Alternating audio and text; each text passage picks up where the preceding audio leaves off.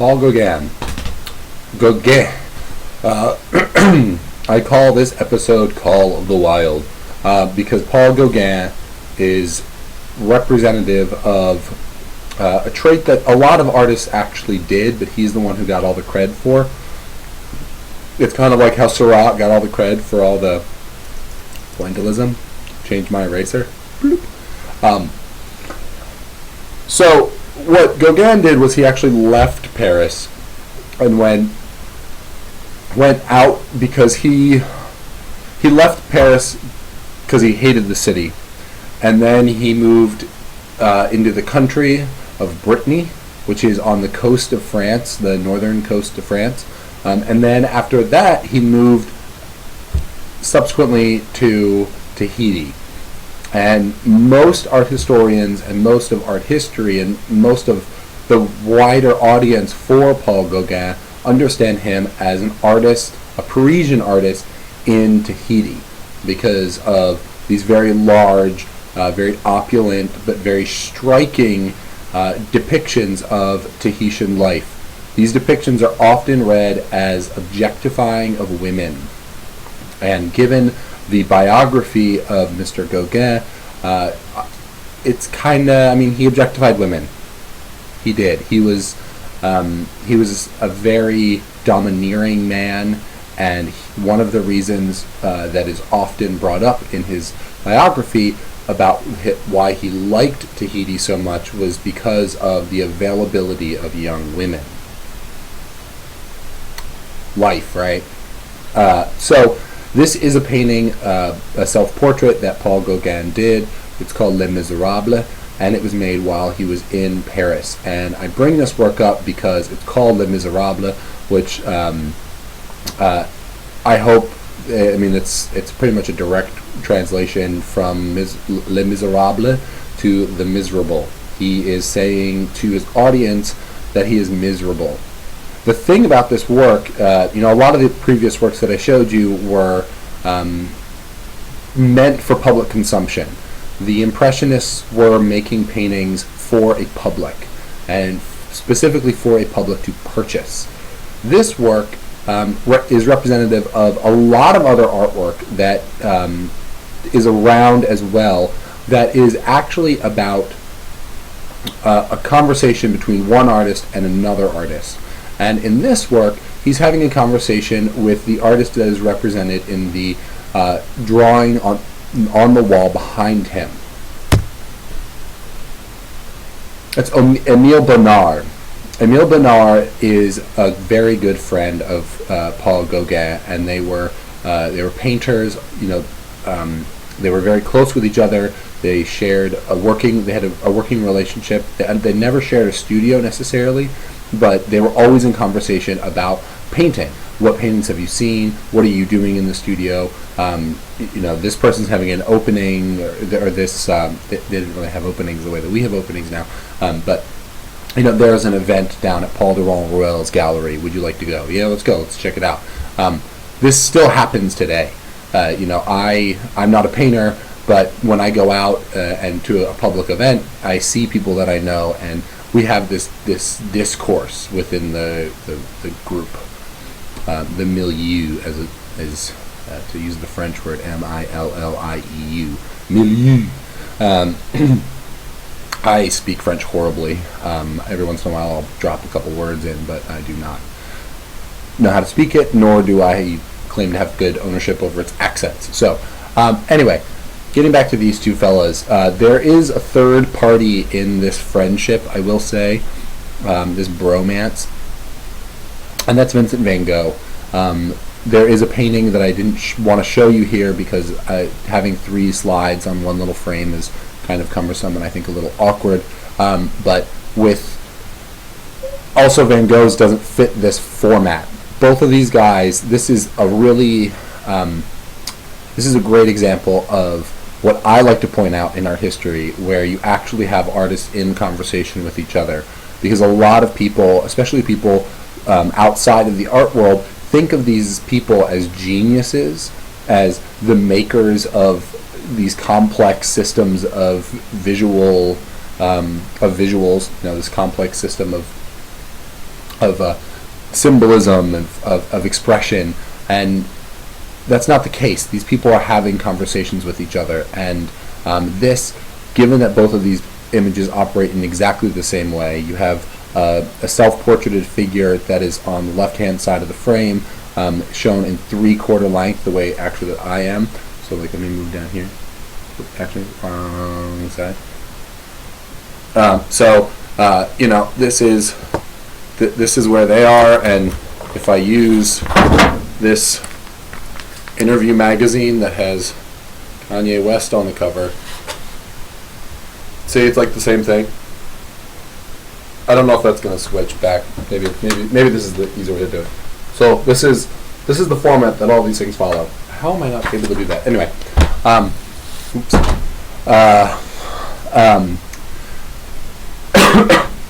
So these guys were having a conversation about their work, but the important thing is, Gauguin was miserable in the city.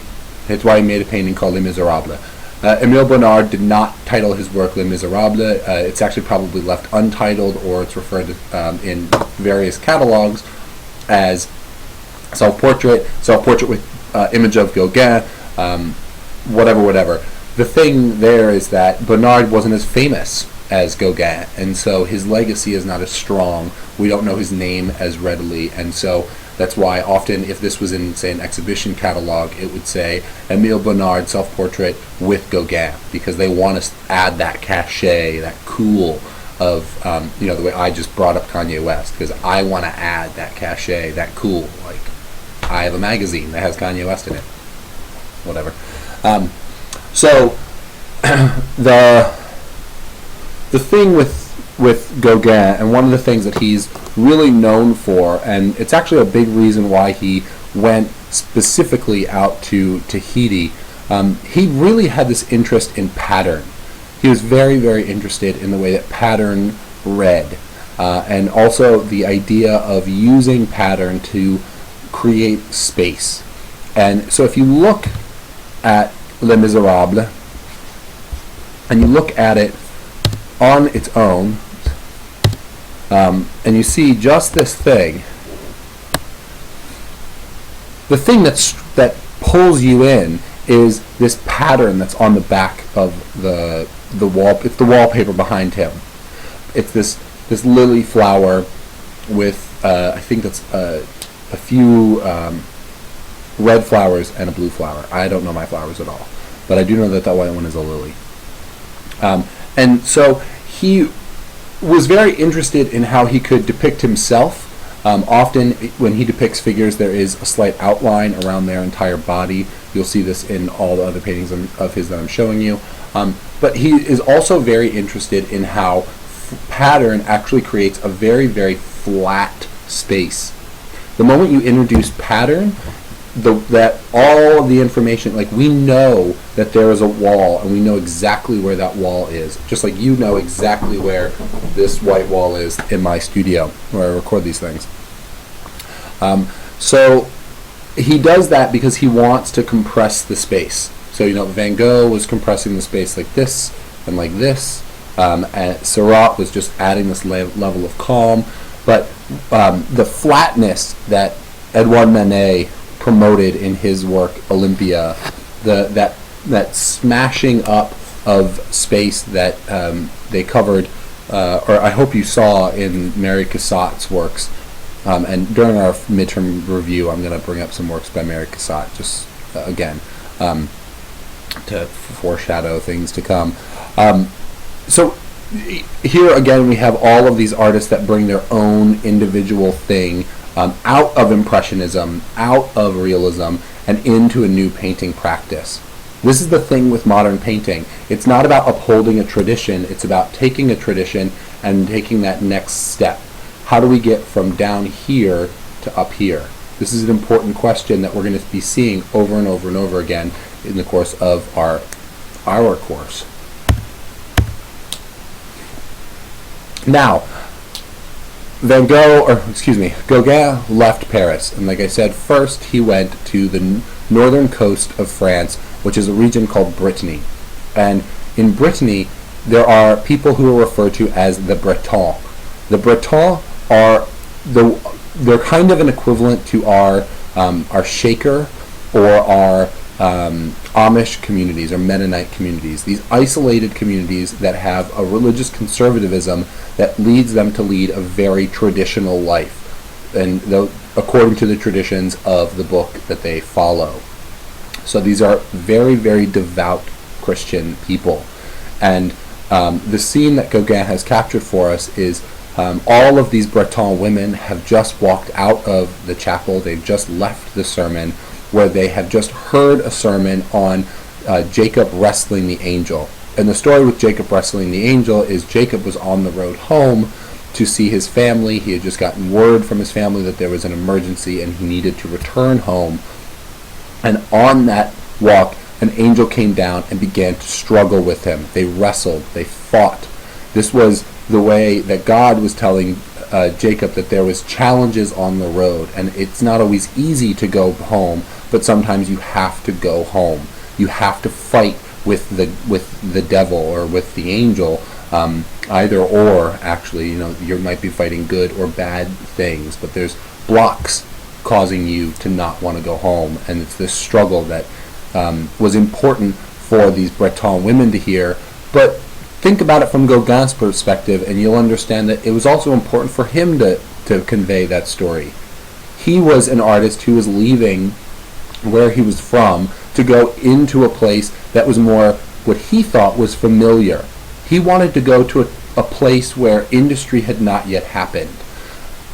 And so metaphorically speaking, the home that Jacob is moving toward when he meets that angel is a place that is more, that is of the past, that is of a time that is no longer the present, right?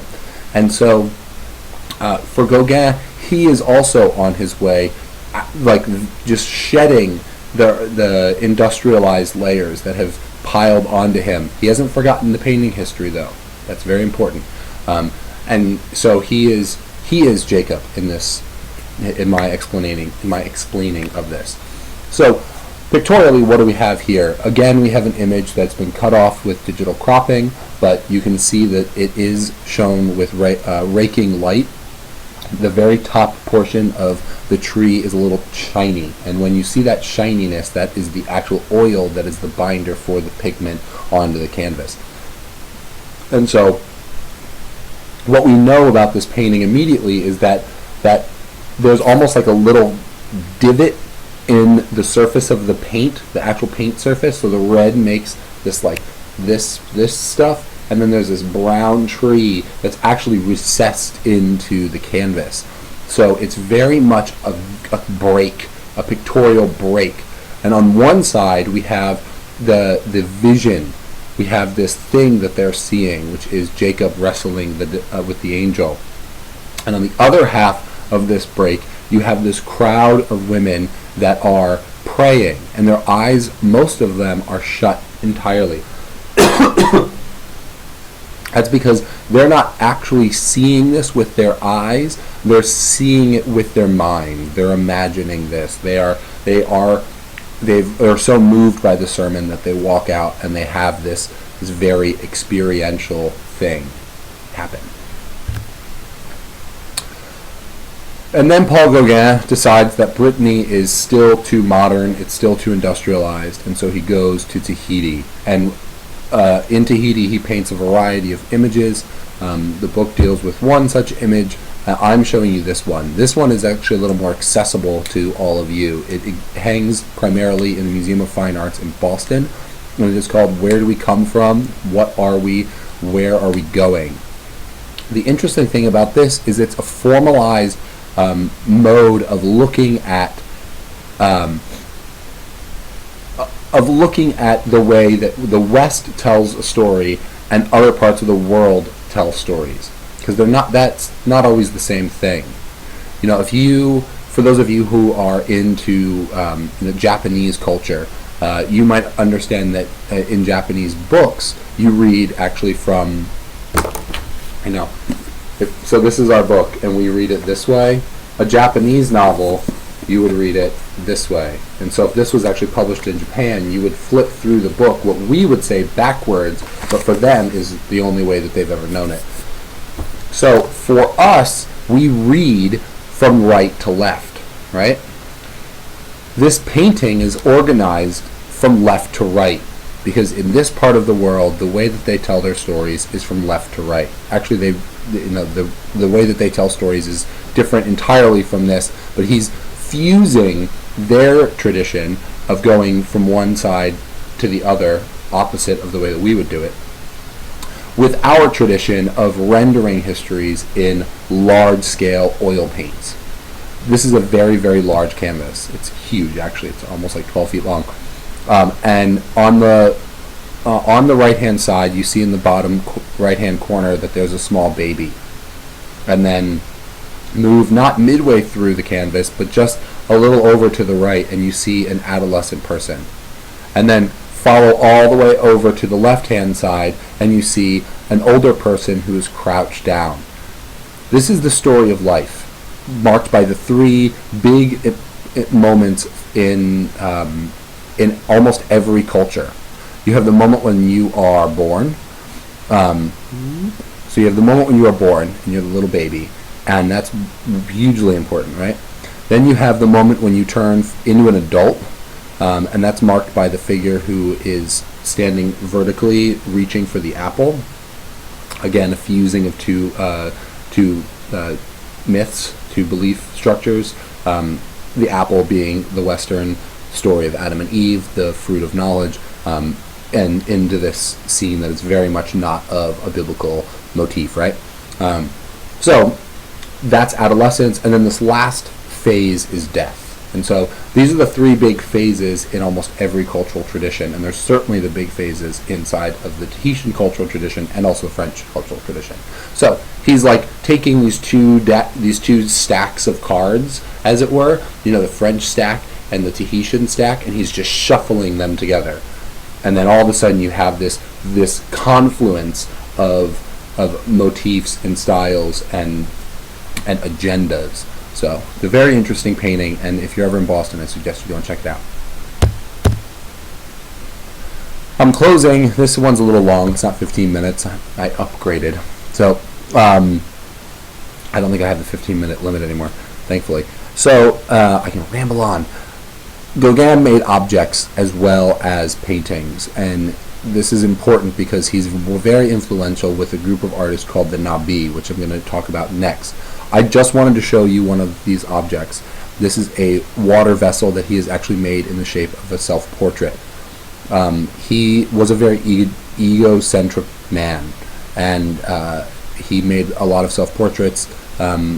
He didn't want to make himself seem beautiful. He actually wanted to make himself seem very like gruff and like, I'm a man. I'm dirty. I should be on a farm. Why am I not on a farm? Kind of guy. When really he just couldn't be on a farm, but he wanted to be a painter. So how do you be a painter and still do that? So that's Gauguin, and then we're going to talk about the Nabi, and then that's today.